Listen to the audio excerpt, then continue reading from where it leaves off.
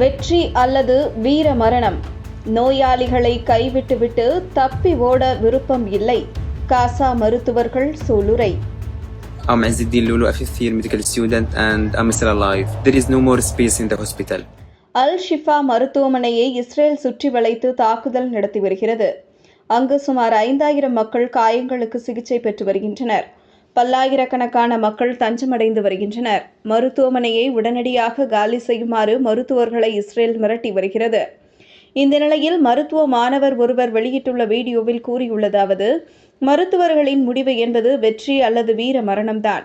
இங்குள்ள ஆயிரக்கணக்கான நோயாளிகளையும் தஞ்சமடைந்துள்ள பொதுமக்களையும் கைவிட்டு விட்டுச் செல்ல நாங்கள் விரும்பவில்லை. வெற்றி அல்லது வீர மரணம்தான் எங்கள் முடிவு. எங்களை மன்னித்து விடுங்கள் என கூறியுள்ளார். இது குறித்து மூத்த அறுவை சிகிச்சை நிபுணர் டாக்டர் அகமது மொக்கலாலாட்டி கூறும்போது, மருத்துவமனையை சுற்றிலும் டாங்கிகள் நிறுத்தப்பட்டுள்ளன. எந்நேரமும் மருத்துவமனை தகர்க்கப்படும். அவர்கள் சொல்வது போல் உடனடியாக மருத்துவமனையை காலி செய்ய முடியாது.